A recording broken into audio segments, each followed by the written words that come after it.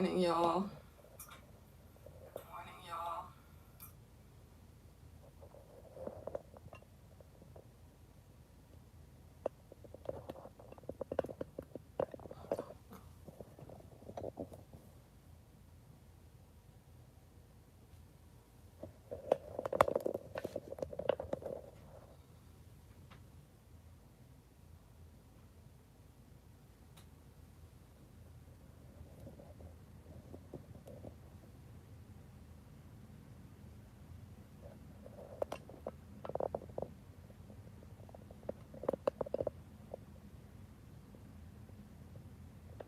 Get your Bibles. Get your Bibles while I'm doing this setup if you guys don't already have it.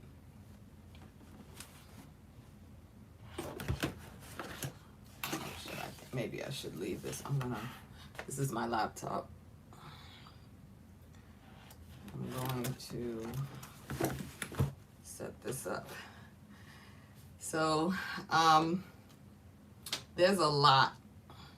There's a lot in this story today, but I learned so much. I learned so much from this story that I felt like I had to come on here and do this live. Okay. Wow. Wow. I titled it Nobody Knows, so it's all good. Because guess what we're going to be talking about today, you guys? Guess what I had to read for my live today? I had to read the story of David and Bathsheba. Okay? And I'm sure if you've been studying the Bible, you've heard this story before. You know, who knows, maybe there's a movie made about this story. I haven't seen it, but maybe there is.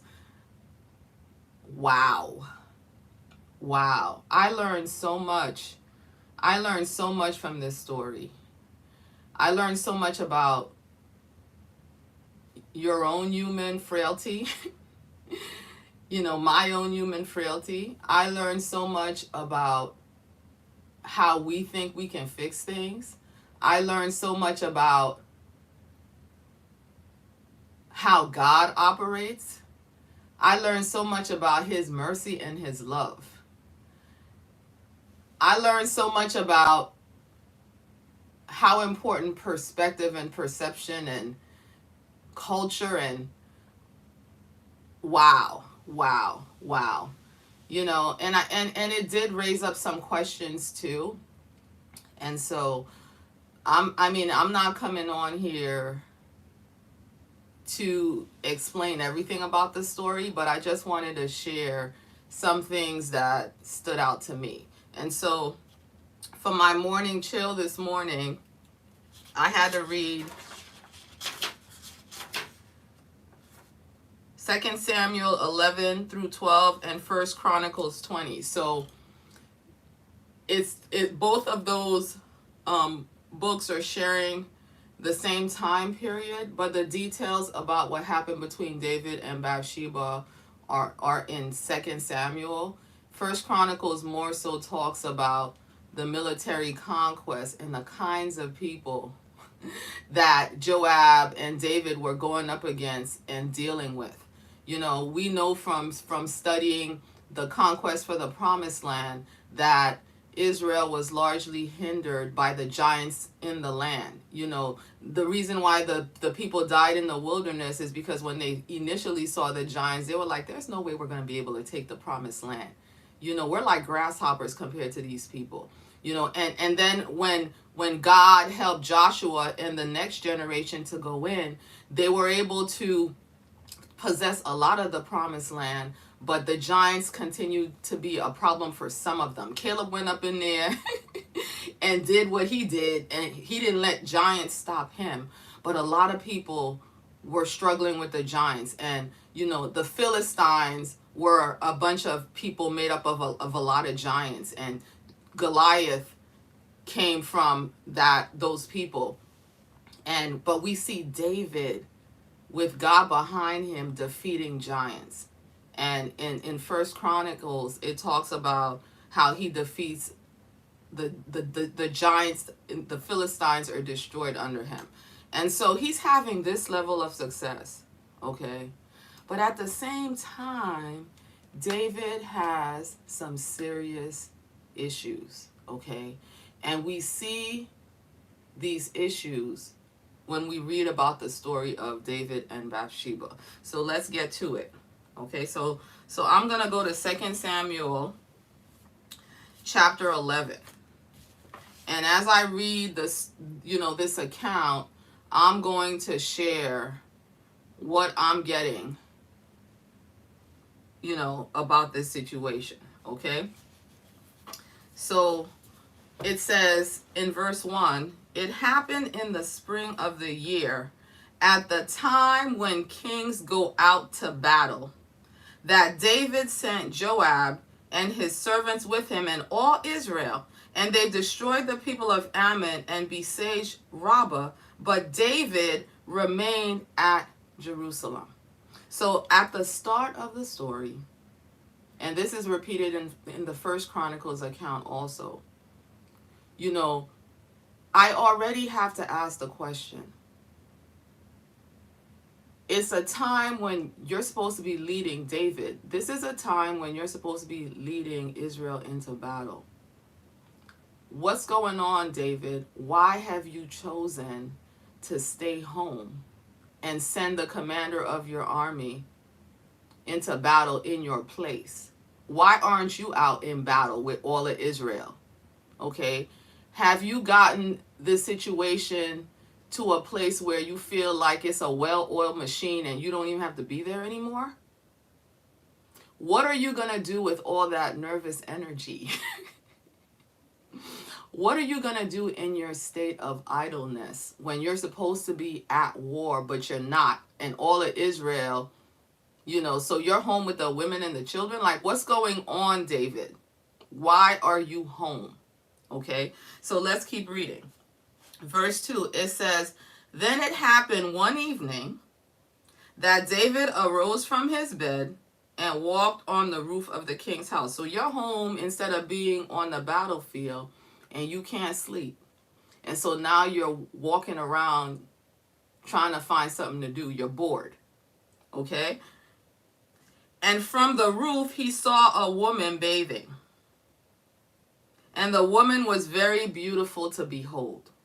Uh-oh. Okay. Wow. So he can't sleep. He's wandering around on his roof, which he's really not supposed to be on because he's supposed to be on the battlefield with his men, but he's not. He decided to stay home. And, just trying to occupy time. I have been in a situation where I can't sleep. And he sees a naked woman bathing. A naked, beautiful woman bathing. Okay. Verse 3. So David sent and inquired about the woman. And someone said, is this not Bathsheba, the daughter of Eliam, the wife of Uriah the Hittite? So they make a point of identifying who she is. So this is interesting to me because he sees the woman bathing, but David doesn't just take her. Clearly he wants her. He's curious about her. He finds out who she is first. And they make the point of saying who she is. And you guys, when I do these Bible studies, I do consult commentaries and references if I don't know something. Okay? And so when they make a point of identifying somebody's background and somebody's lineage, it's probably a good idea to go and try to figure out, why they're saying that, because it's not there for no reason. And so one of the websites that I like to use is enduringword.com. And since I did Bible in a year and I read enduringword.com about this story, which was fascinating to me the first time, but I feel like I'm getting even more out of it this time.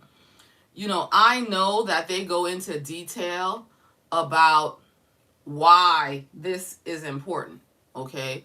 And so I'm going to turn to enduringword.com right now, And I'm going to go to 2 Samuel chapter 11. And, here is my laptop showing me on that website. And I'm just going to go so that I don't speak out of turn. And I'm going to read to you who Bathsheba is, okay? And why they're making reference to her background like this, okay? So, let's see.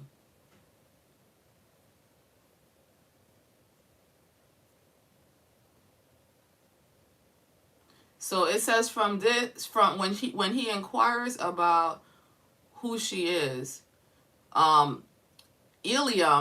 So it says, from this David learned that the woman came from a notable family. She was from the upper classes. Her father was Eliam, one of David's mighty men.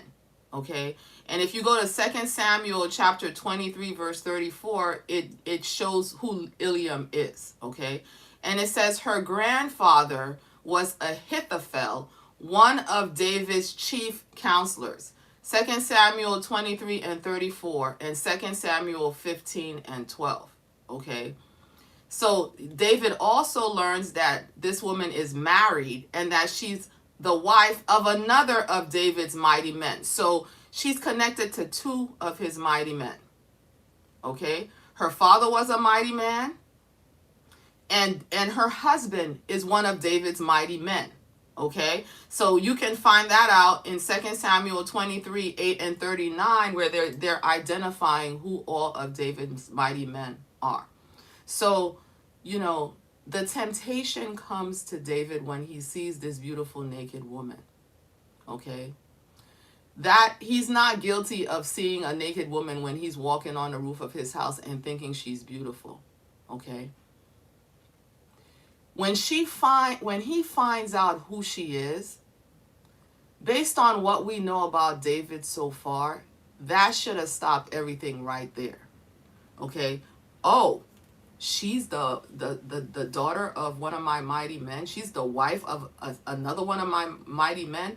Oh, she's the granddaughter of one of my chief advisors. Oh, okay. She's beautiful, but I got to keep my hands off of her. Okay.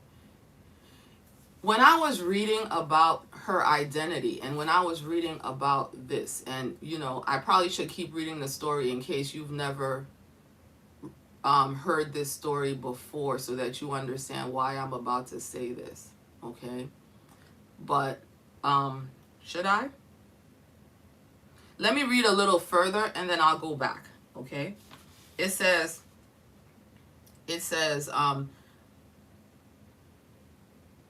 I'll go back to 3. So David sent and inquired about the woman. And someone said, is this not Bathsheba, the daughter of Eliam, the wife of Uriah the Hittite? Verse 4. Then David sent messengers and took her, and she came to him, and he lay with her, as in sexually. For she was cleansed from her impurity, and she returned to her house. Okay? And so they mentioned that she had just finished having her period. And this kind of dates where she is in her cycle. And when I was thinking about this, I wondered if the whole reason she was bathing was, at the end of her period, was this part of her purification process? Because we know from Leviticus that they had this whole extensive thing that they go through, women went through after they had, while they were on their period, and then afterwards. And so I was wondering if the bathing was part of her cleansing process. And they show you where she is in her cycle, because in the next verse it says, and the woman conceived, so she sent and told David and said, I am with child. Okay, so let me set this up a little bit. Okay, David's supposed to be at war. He's not at war. He sends the captain of his, the head of his army, the commander of his army, Joab, in his place to deal with, some of the people that he needs to subdue in the land. Okay, some of the people that are threatening his kingdom. Okay, so all his mighty men are gone and at war. He sees this woman I don't know who's finishing up her cleansing process. Her period is over. And if you've ever tried to conceive a child, you know that she is going into ovulation. And so he picks somebody who's ripe to become pregnant, okay? But before he does anything, he has the common sense to at least find out who she is. You know, he's bored and his natural senses are aroused by this beautiful woman. Okay? You know, God gives him a way of escape because he finds out who he is. Based on the code of honor we know that David operates under. Remember everything that happened with Saul? Remember he had justification to kill Saul?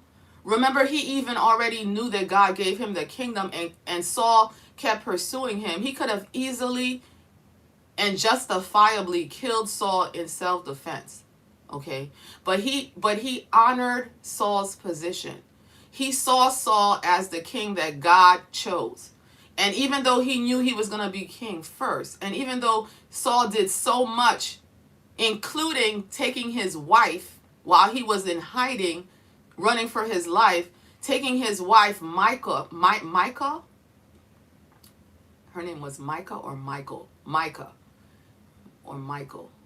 Well, you know who I'm talking about, Saul's daughter, and giving her to someone else, which would have given him even more reason to retaliate against his father-in-law. Saul was even his father-in-law, okay? And with all of that, David was like, no, vengeance is the Lord's. I'm not going to do this thing. I'm not going to do this thing. We know what kind of relationship David has with his mighty men, because there's a story in there about how they were loyal to him to a fault. There was a situation where he was longing to have a drink of water from the well of his hometown, which was under the control of some really strong enemies. And, you know, there was no way he could get that water, okay? But his mighty men cared so much about even his smallest desire that some of them risked their life to go and get water from the well to bring to him. You know, and when he found out what they did, you know, he was really convicted that, oh man, I got to watch what I say. I didn't mean for these men to risk their lives to go get me a drink of water. I can't even drink this water. I need to offer this water as an offering to the Lord. Okay? That's the level of honor that David typically operates under. Okay? The kind of honor that we read about, you know, when we read about in the days of the Knights of the Round Table, when in that culture, love and honor and self-sacrifice and women were celebrated and reverenced and honored, and you know what I'm saying, protected. This kind of honor we see first when we read about what David was like and what his mighty men were like. Okay? But something has gone on with David so that he's operating like this. You see, you got all these wives, all these concubines, you know, plus your king. You could literally have any woman you want. Okay? You see the wife of one of your mighty men and the granddaughter of one of your mighty men. And just knowing who she is doesn't stop you. And it speaks loudly, okay? It speaks loudly to how difficult it is to overcome the temptation of the sexual temptation that our flesh presents to us sometimes. It speaks loudly to that. It speaks loudly to how dangerous that is. It speaks loudly to why we need to put guardrails, you know, around ourselves, surrounding our sexual passions and our sexual temptations, okay? Because how could a man so submitted to God fall like this? If he saw this woman, she was beautiful, he felt like he had to have her, and his body was really physically aroused like that, he has so many wives and concubines he could take care of the situation with. But he had to have her, okay? And now, she's pregnant. She's pregnant. She's pregnant. And what's interesting about this story is that David isn't consumed with, oh no, I betrayed my mighty man. I betrayed the granddaughter of one of my chief, what was he? His chief counselors. You know, after I satisfied myself, now I feel guilty because I realized that I'm wrong. That's not what he's worried about. He's worried about, oh no, she's pregnant. How are we gonna fix this now? She's pregnant. She's pregnant and her husband is on the battlefield. He's been gone on the battlefield. There's no way he could have done it. She's pregnant and everybody knows she just had her period. Definitely the women in her household will know that she just had her period. Because when a woman in Israel had her period, everybody knew she was having her period and she separated herself. You couldn't go and have sex with a woman when she was on her period because that was considered unclean. So it would have been common knowledge in her household that she had just finished her period. And I think that's another reason why they made a point of, letting us know that she had just finished purifying herself after her time of being unclean, of having her period. So everybody would know if she's pregnant, who's the father. It's not her husband because Uriah the Hittite is on the battlefield. Okay, so let's continue. So verse 5, and the woman conceived, so she sent and told David and said, I am with child. Okay. Verse 6, then David sent to Joab saying, send me Uriah the Hittite. That's her husband. And Joab sent Uriah to David. So David's like, okay, she's pregnant. What are we going to do? All right, let's bring her husband home. Okay, verse 7. When Uriah had come to him, David asked how Joab was doing and how the people were doing and how the wife prospered. Okay, so wait a minute. So I just slept with your wife while you were in the battlefield. Now I'm going to bring you home and I'm going to have you sitting in front of me. And I'm going to do small talk like everything's okay. Hey, Uriah, how's the battle going? Tell me, let me know, how's Job handling things? How are you doing, Uriah? Never mind that I just slept with your wife. I slept with your wife and I knew she was your wife. I have all these women, but that wasn't enough for me. I had to have your wife. I'm not really sorry about it. I just gotta fix it because, nobody knows. So if I fix it, it's all good. And by fixing it, I need to take care of this pregnancy situation. You're her husband. I need to make it look like you're the one that got her pregnant. You're sitting in front of me and I could he, ha, ha, he, like everything's okay. You don't even know that I slept with your wife. You're loyal to me to a fault because you're one of my mighty men. How's it going on the battlefield, Uriah? Okay. This is low. This is low, you guys. Okay. Verse 7. Verse 8. And David said to Uriah, go down to your house and wash your feet. Okay. So Uriah departed from the king's house, and a gift of food from the king followed him. Okay. But Uriah slept at the door of the king's house with all the servants of his lord and did not go down to his house. Okay.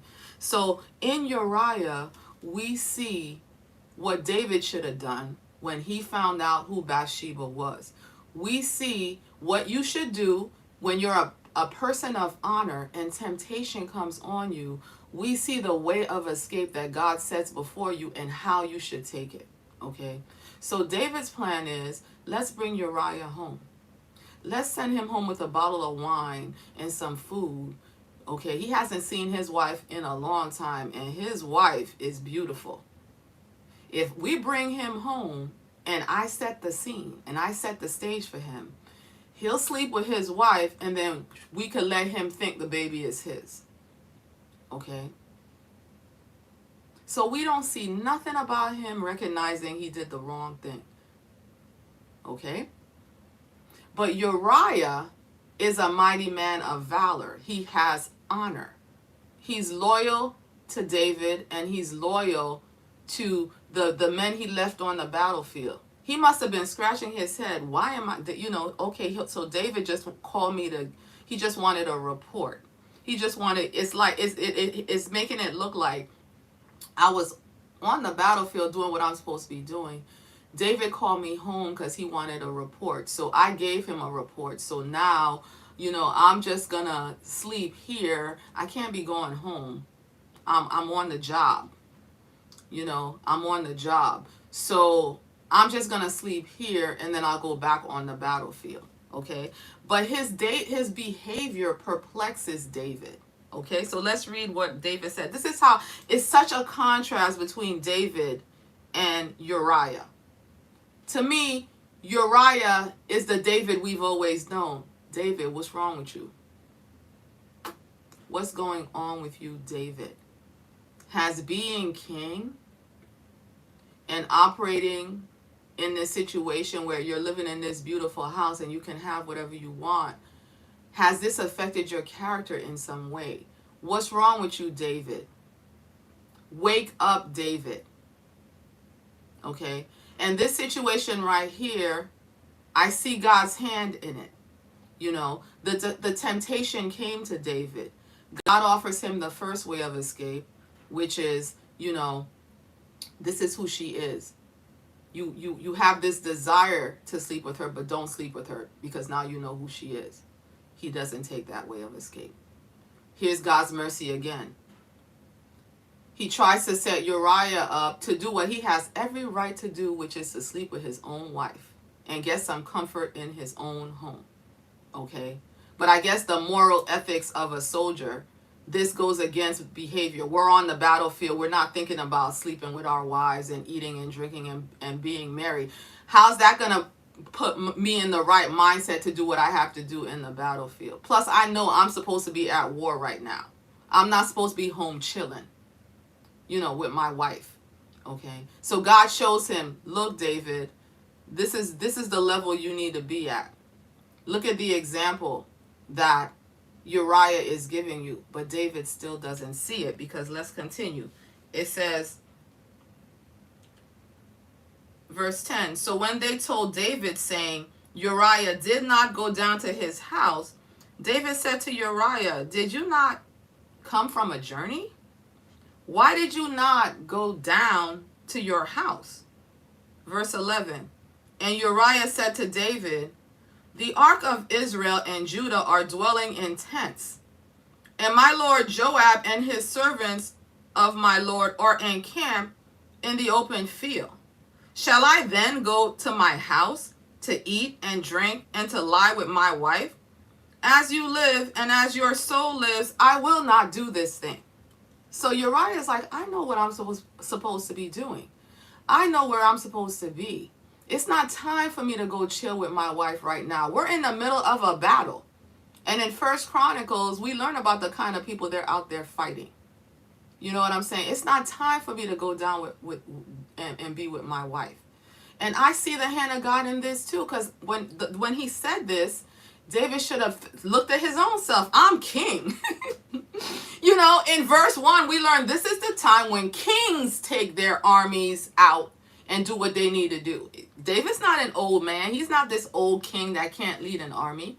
I feel like at that point, David should have been convicted. Wait a minute. You're right, Uriah. I'm not supposed to be here chilling either. I need to be out there with Joab. You know what I'm saying? What am I doing out here chilling? So that I can even be tempted by a woman bathing. Because I can't sleep because I'm idle. And I'm not where I'm supposed to be. Okay? And so, but David doesn't get it. Okay? And to me, this just shows how far gone we can be. When you go through the first wrong door of temptation that Satan presents to you, and you keep following that path and following that path, this just shows me how lost you can get in deception. Because David has no awareness of the dangerous place he has come to. Okay? So let's read verse 12. It says, "Then David said to Uriah, 'Wait here today also.'" Okay, don't go back to the battlefield yet, Uriah. Stay one more night. "And tomorrow I will let you depart. You can go tomorrow." So Uriah remained in Jerusalem that day and the next. Verse 13. "Now when David called him, he ate and drank before him, and he made him drunk." So now David makes Uriah drunk. Okay.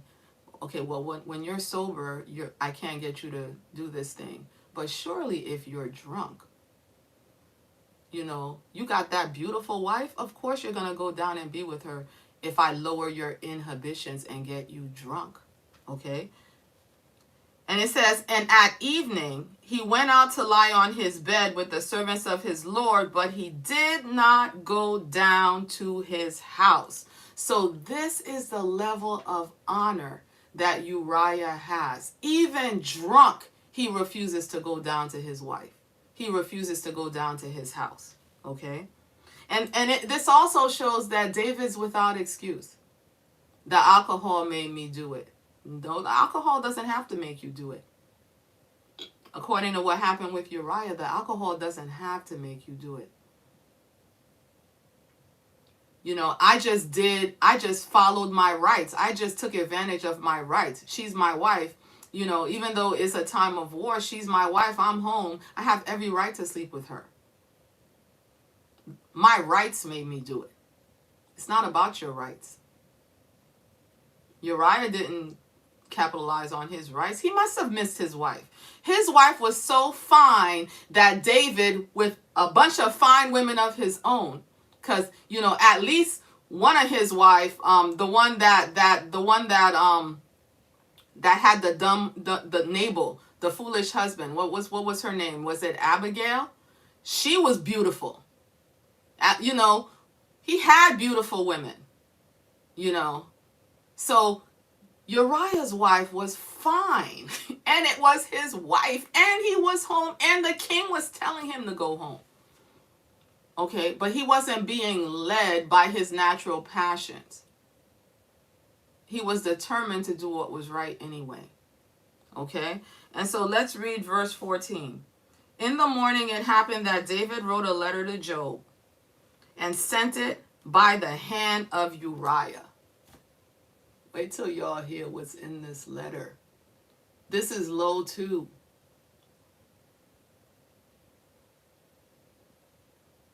"I slept with your wife. I'm in your face acting like I didn't do anything. I'm doing everything in my power to try to get you to sleep with your wife so that when everybody finds out that she's pregnant, they'll think it's your baby. You won't cooperate. I've given some orders, and I'm going to make you bring the orders." Let's see what's in the orders. Verse 15. "And he wrote in the letter saying, 'Set Uriah in the forefront of the hottest battle, and retreat from him, that he may be struck down and die.' So I'm going to send you, my loyal, mighty man, with your own death sentence to deliver to the commander of the army. And I've done nothing to you, like Uriah has done nothing to David, but serve him with honor, humility, and loyalty. And he's sending Uriah with his own death sentence." Susan Smith, hey, good morning. Don't distract me. Thanks for saying, hey, good to see you. Hope everything's going well with you. Miss you. But anyway, I'm sending you with your own death sentence. That's like slap in the face after slap in the face after slap in the face. David, what's going on? What's going on, David? Okay. So verse 16, it says, so it was while Joab besieged the city that he assigned Uriah to a place where he knew there were valiant men. Then the men of the city came out and fought with Joab, and some of the people of the servants of David fell, and Uriah the Hittite died also. So put him in the front lines, and when it looks like he's about to die, because he's a very valiant, worthy, mighty man. If you read in First Chronicles, these were the kind of men that, it says one man killed 300 by his own self. Okay. So put him in the thick of the battle where it's really bad. And when you're supposed to have his back, withdraw, make sure he dies. That's what David tells the commander of his army to do. And the commander of his army follows it without question. And he makes Uriah deliver it himself. He has no honor. He doesn't see Uriah whatsoever. He doesn't acknowledge that he's taken something from a worthy person. It's almost like he doesn't even see Uriah as a person. And at this point, his lust is of greater value to him than anything else. And he has no remorse. None. David is in a completely blind state. He's completely lost based on his actions right here. Okay? Nobody knows, so it's all good. Now Uriah is dead. It's all good. Okay? And so verse 18 says, then Joab sent and told David all the things concerning the war, and charged the messenger, saying, when you have finished telling the matters of the war to the king, if it happens that the king's wrath rises, because clearly Joab didn't handle the situation well, and he says to you, why did you approach so near to the city when you fought? Did you not know that they would shoot from the wall? Who struck Abimelech the son of Jerubbesheth? Was it not a woman who cast a piece of a millstone on him from the wall so that he died in Thebez? Why did you go so near the wall? Why did you go near the wall? So now Joab did what he did. He followed orders. But he knows that he was in a situation where he led and he didn't make the best call. And he recognizes David might be upset about that. But you scratch my back and I'll scratch your back. So he said, make sure you remind him that I killed Uriah for you. I set it up so Uriah would die. So don't reprimand me about this. Okay? So this is the beginning of Joab kind of being a loose, what do you call that? A loose cannon, loose bullet? I don't remember the term, but this is the beginning of him doing stuff that David didn't necessarily tell him to do, and David's hands being tied. Okay? So for David, he's sinning with Bathsheba, and he thinks that, the ramifications for that have only reached the fact that she's pregnant, and he has to deal with that. But when you sin, the ramifications can be greater than that. More things can be affected. Now Joab has something to hold over his head. And now David can't really rein Joab in the way he should be able to. Because now Joab can always say, but you told me to kill Uriah. What right did you have to do that? I did it for you. So now you do this for me. You allow this with me. Okay? This is what happens when we play games and we do things, with a little bit of sin, and we put ourselves under the dominion of Satan. Your hands are getting dirtier and dirtier and dirtier. Okay? And so let's continue. Then you shall say, your servant Uriah the Hittite is dead also. Verse 22, so the messenger went and came and told David all that Joab had sent by him. And the messenger said to David, surely the men prevailed against us and came out to us in the field. Then we drove them back as far as the entrance of the gate. The archers shot from the wall at your servants, and some of the king's servants are dead. And your servant Uriah the Hittite is dead also. Verse 25. Then David sent to the messenger, thus shall you say to Joab, do not let this thing displease you, for the sword devours one as well as another. Strengthen your attack against the city and overthrow it. So encourage him.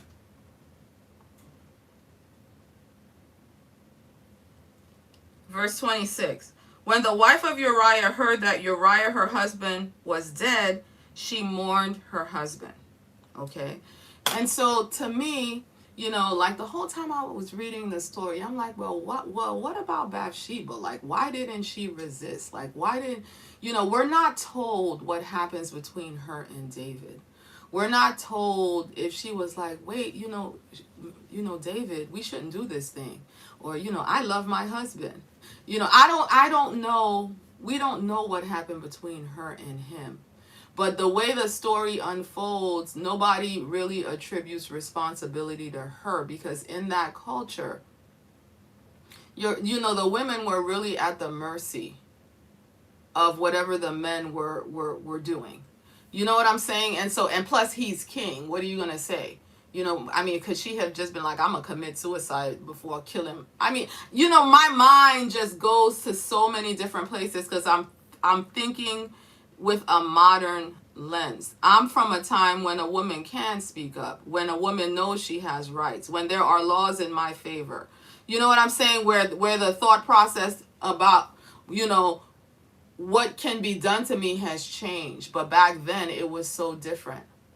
So she goes and she at least submits to him. It doesn't say he raped her. You know, she submits to him. She gets pregnant. She finds out that her husband is dead. Does she even know that David was the reason her husband was killed? Or does she just think, you know, he's in a battle, you know, he's a soldier, this is always a possibility. But it says she mourns him.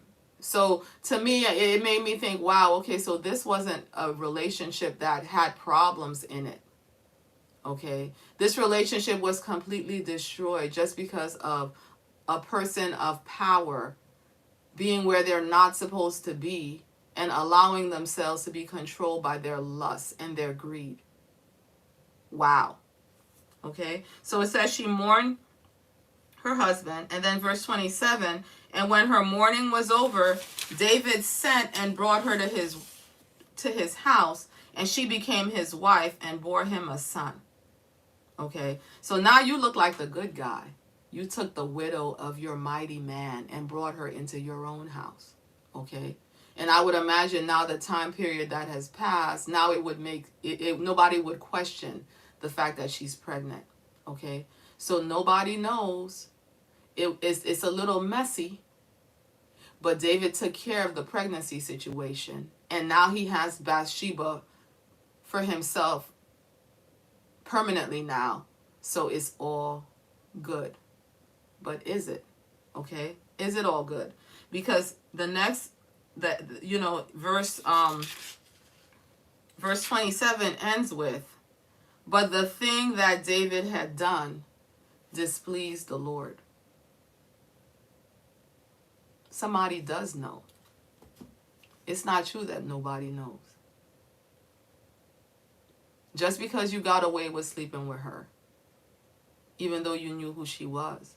Just because you got away with killing her husband in the most dirty way possible by having him deliver the message, deliver his own death sentence by his own hand. And just because you did it, even though his honor was in front of your face over and over and over and over again, and lightning didn't strike you, it doesn't mean that nobody knows. It doesn't mean that God's okay with it. It doesn't mean that nothing's ever going to happen to you because you did that thing. Okay? Because in chapter 12, God responds to the situation. Okay? It says, then the Lord sent Nathan to David. Now Nathan is the prophet. And he came to him and said, now I'm going to teach you, God's going to teach him a lesson, because David has no remorse. David doesn't fully appreciate the ramifications of what he's done. and the situation he's really in. So God, in his mercy, is going to teach David so that he can understand his error. Okay, so let's see what he does. And this reminds me of Jesus, because it's almost like, the Father is now teaching in a parable, the way Jesus taught in parables. Okay, so it says, there were two men in one city, one rich and the other poor. The rich man had exceedingly many flocks and herds, but the poor man had nothing except one little ewe lamb, which he had bought and nourished, and it grew up together with him and with his children. It ate his own food and drank from his own cup and lay in his bosom, and it was like a daughter to him. And a traveler came to the rich man, who refused to take from his own flock and from his own herd to prepare one for the wayfaring man who had come to him. But he took the poor man's lamb and prepared it for the man who had come to him. So now David, hearing this random story, can see the injustice of the situation. Okay, so in verse 5 says, so David's anger was greatly aroused against the man, and he said to David. So in this we see that it's not that David doesn't have any morals. Because the way he behaved with Bathsheba, you would think he's completely lost his morals. It's not that he doesn't have any morals. It's that he's become blind to how this applies to him personally. Because he's gone to a place where he doesn't understand that he needs to deny himself, that some things are off limit. Just because you want it, just because you have the power to get it, doesn't mean you should have it. And so far that's been completely lost to David. But his morality is intact, because when you give him this random neutral story, he's able to see, oh no, the rich man shouldn't have done that to the poor man. Okay, so it says, so David's anger was greatly aroused against the man. And he said to Nathan, as the Lord lives, the man who has done this shall surely die. And he shall restore fourfold for the lamb, because he did this thing, and because he had no pity. So he passes judgment on this man, that he deserves death. And he has to do some kind of restitution. It's not okay just to be sorry. It's not okay just to punish this man. Something needs to be done for this poor man, for the loss that he's had to endure. And when I was reading this, I was like, oh no, David. Because based on what I've read in the Bible before, usually when God will judge you according to what came out of your own mouth. Oh no, David, are you sure you want to be like this? So David, is actually kind of like in the place of God in this, when he's being told this story. He's the righteous judge. And we learn from what comes out of David's mouth what David deserves to have happen to him. But let's see what actually happens to David. Okay. In verse 7 it says, then Nathan said to David, you are the man. Okay. Thus says the Lord God of Israel. David. Okay, I put the David. It says I. Okay. It says, I anointed you king over Israel, and I delivered you from the hand of Saul. I gave you your master's house and your master's wives into your keeping, and gave you the house of Israel and Judah. And if that had been too little, I also would have given you much more. Why have you despised the commandment of the Lord to do evil in his sight? You have killed Uriah the Hittite with the sword. You have taken his wife to be your wife, and have killed him with the sword of the people of Ammon. Now therefore, the sword shall never depart from your house, because you have despised me. You did it to me, David. You transgressed my law when you did that thing. Okay? And have taken the wife of Uriah the Hittite to be your wife. I have beef about you taking another man's wife to be your wife. It's not okay that you took another man's wife to be your wife. And it's not okay that you use the sword of people that I'm judging, people that I'm driving out from you, to kill a righteous man. That same sword is never going to leave your house. Okay. Verse 11. Thus says the Lord, behold, I will raise up adversity against you from your own house.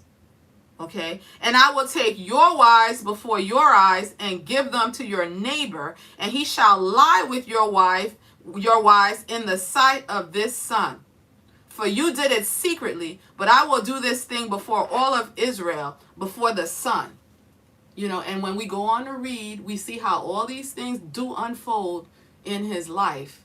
And we see that his wives really are,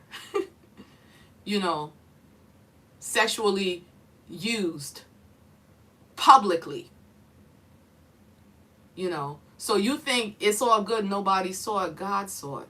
You think you were able to brush it and hide it, cover it up, but God uncovered it. There's a scripture that says the things that are done in secret, God's going to reveal those, as long as God sees it. That's the most important person that needs to see it. He wasn't concerned, and I'm getting this now. It's like, wow, David wanted to hide the situation from Uriah. He hid it well from Uriah, but he didn't think about God at all. He was so far gone, he didn't even realize you can't hide this from God. God is watching this. And he forgot that God would respond. He wasn't even worried about God's response. He was so far gone, so much in his own press, that he didn't even recognize what he's always known, that I'm nothing. Everything that I have, all my success. I talked about this in the last live. All this powerful stuff that you're doing is all because you're doing it through me. It's not about me. You're the real king. You're the one that needs to be worshipped. You're the one that needs to be reverenced. You know what I'm saying? And when this kind of temptation comes against me, you said it's wrong. You said I can't have somebody else's wife. I need to deny myself. And this was completely lost on David, but he's about to get it now. Okay? In verse 13, it says, so David said to Nathan, I have sinned against the Lord. And Nathan said to David, the Lord also has put away your sin. You shall not die. So by this response, we can understand that when David said, I have sinned before the Lord, he recognized that he deserved to die. Okay? Just the same way he had pronounced judgment on the rich man that did that by taking the poor man's lamb like that. Okay? The poor man's hue like that. He recognized that I deserve to die for what I did. I'm guilty. Okay? That's the secret of David's success, you guys. Because when we follow the story of Saul, when God sent a prophet to correct him, when God sent Samuel to correct him, Saul always had an excuse to make. And he was always trying to ask, okay, well, you're right, but can you still get behind me? He never acknowledged his sin. And even when he said, I have sinned, later on he would go on and return to doing the wrong thing again and having the wrong perspective and the wrong understanding. And he would continue to wrestle against God's judgment and refuse to accept it. But even though we see in David that how low can you go, David? David went really, really, really, really low. And he did deserve death. But I learned so much about God from the way God responded. God extended mercy to David, and it's mercy that nobody would argue. He doesn't deserve this mercy. But this reveals who God is. Okay? And this reveals what the process of restoration with God can look like. if the person that's being chastened by God and corrected by God responds the right way. This is David's claim to fame. It's not that he was, so perfect, but he perfectly knew how to hear God. And he perfectly knew how to acknowledge when he was wrong and allow God to take him through a process of restoration. Okay? And it's a powerful example for us. He's guilty of adultery. He's guilty of murder. He's guilty of betraying a friend. He's guilty of being unjust. He's guilty of so much. He's guilty of trying to trick and manipulate somebody, even making him drunk. You know what I'm saying? He's guilty. He's guilty of sending him in there with his own death warrant. Could you imagine? You have the letter that's pronouncing your death in your hand. You have so much honor, you didn't even read the letter. And how must Joab have felt when he took the letter from Uriah and opened it and read it and looked at Uriah? Wow, you delivered this? You know what this says? On every level, when you look at David, wow, dude, you have issues. You're all jacked up. But David goes down in history as the man after God's own heart. God restores him to the place where he continues to call him my servant. God says, your kingdom will endure forever. The Messiah came through David. So what is it that you think you've done that you can't turn back to God and allow him to take you through the process of restoration? Let's look at what his process is like. Okay? And it says, 14, however, because by this deed you have given great occasion to the enemies of the Lord to blaspheme, the child also who is born to you shall surely die. So Nathan says, this baby that you created with Bathsheba in this situation, in this murderous situation,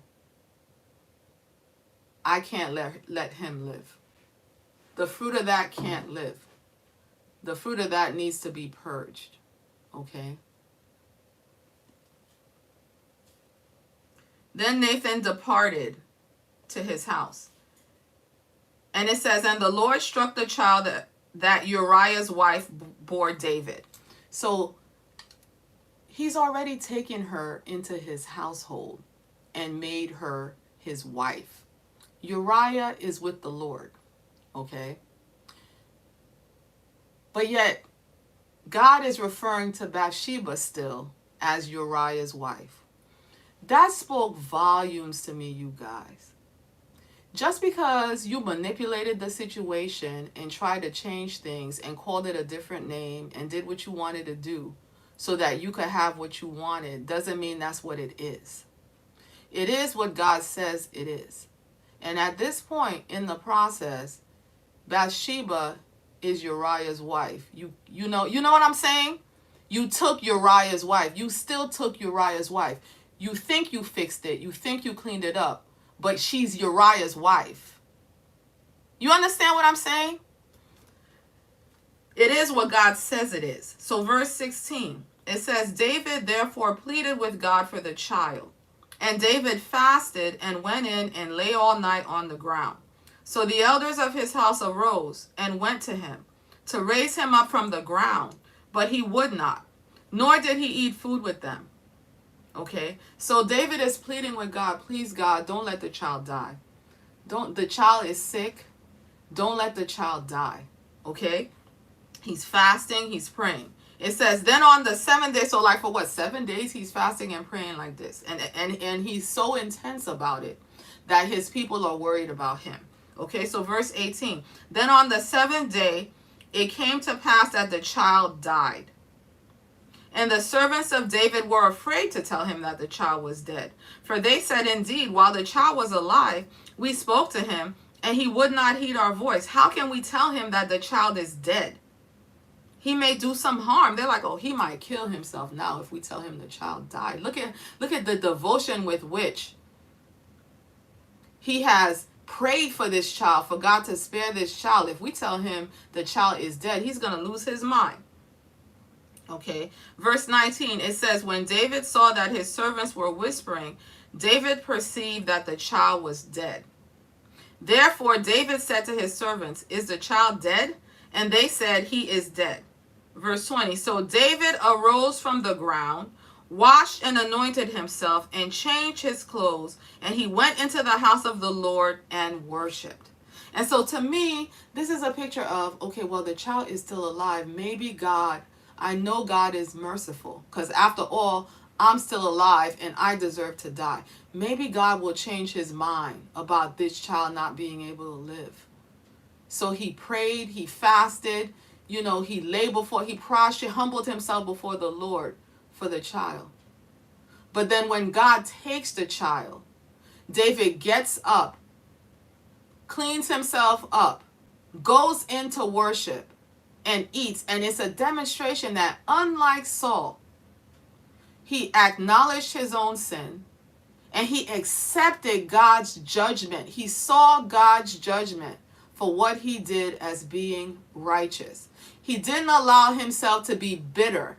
Well, what has the child done? The child is innocent in all of this. It's not the child's fault that I went and I took Bathsheba. It's my fault. You should have killed me instead. He accepted God's judgment that, no, I'm not going to kill you, but I need to take this child. This child, I can't let this child live. Okay? And he accepts that. He doesn't want it to happen. We see that he doesn't want the child to die because he took the time to really, beseech God to spare the child. But once God said no, he got up and went about his business. We saw that with Moses when God told Moses, you're not going in the promised land. Moses prayed and asked God if he would change his mind. But when Moses saw that God wasn't going to change his mind, he submitted himself to God's will. He accepted God's will. Unlike Saul, who wrestled with God's judgment, and when he knew that David was the man God chose to follow him, tried to kill David so God's will wouldn't happen. To his last dying breath, he wouldn't accept God's judgment. We see that David isn't like that. Okay? That's the secret of his success, you guys. That's the reason why he's a man after God's own heart. He's not a man after God's own heart because he was so great in the flesh, in and of himself. He walked this perfect, walk in the flesh. He obeyed every law. He never broke any law. And that's why he's a man after God's own heart. He was susceptible. He fell to deception. He was completely deceived. But when God revealed the truth to him, he repented. And when God passed judgment on him and said, these are the consequences to his actions, he accepted what God said and knew God was right. And he accepted it. Even though the things that God told him some hard things, there's going to be strife in your house. There's going to be, this sword is going to stay in your house. The same measure that you use to deal with these people that didn't deserve it, that's how you're going to be dealt with. Okay? And this same thing that you did by taking Uriah's wife, somebody else is going to take all your wives. Is going to take your wives, and I'm going to let it happen publicly, what you thought you could hide in secret. I do it to you publicly. I passed this judgment over you publicly, and it did come to pass. And David heard all of that, but he wasn't bitter against God because he acknowledged that this was a righteous judgment that came from God, that actually this was mercy because he actually deserved to die, but God spared his life. And he could see that. Okay? And so let's continue. Okay? And so it says, then his servant said to him, what is this that you have done? You fasted and wept for the child while he was alive, but when the child died, you arose and ate food? Verse 22. And he said, while the child was alive, I fasted and wept, for I said, who can tell whether the Lord will be gracious to me that the child may live?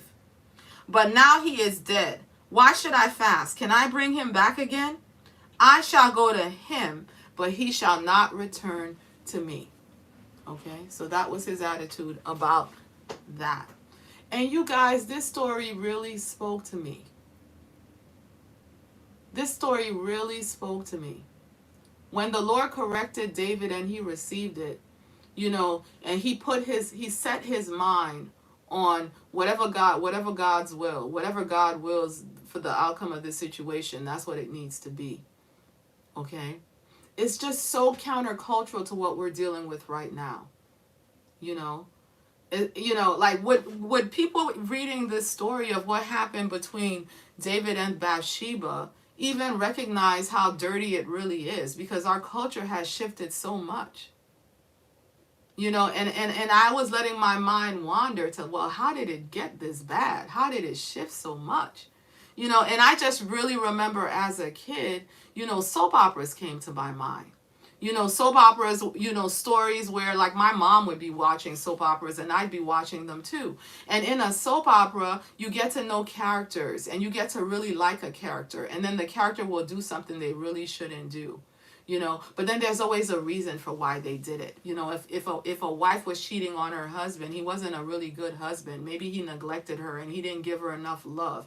And then she came in contact with this other man who was showing her the love and the affirmation that she deserved. And so, you're watching a story and in your heart, adultery is wrong, but you justify it because she wasn't happy in her marriage and she deserves to be happy. And we always have excuses that we can make. So when I'm reading about Uriah and Bathsheba, there's almost a carnal part of you that wants to ask, well, what was her marriage with Uriah like? And David must have been fine, and he was rich, and he was the king. You know what I'm saying? Uriah was a mighty man, but if Nathan is describing his situation like the situation of a poor man, I don't think Uriah was necessarily poor. But I think it's just a contrast. Everything David had at his fingertips in contrast to what Uriah had available to him as a regular person with one wife that he was satisfied with, that he was even denying himself of because he was in a time of war. Whereas David, who should have been in war, didn't deny. He should have been at war too, but he didn't deny himself anything.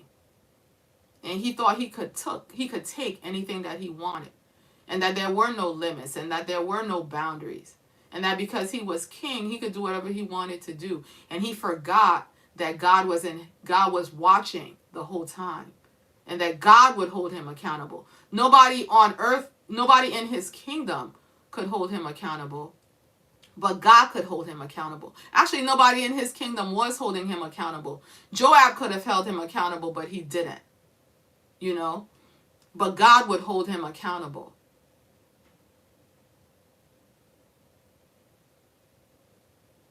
And it just really convicted me. We can't justify sin. Okay? But let me just read this last little part. I just realized that I wanted to bring this part home. It says, after he accepted the fact that God had taken his son, in verse 24, it says, then David comforted Bathsheba, his wife, and went into her and lay with her. So she bore him a son, and he called his name Solomon.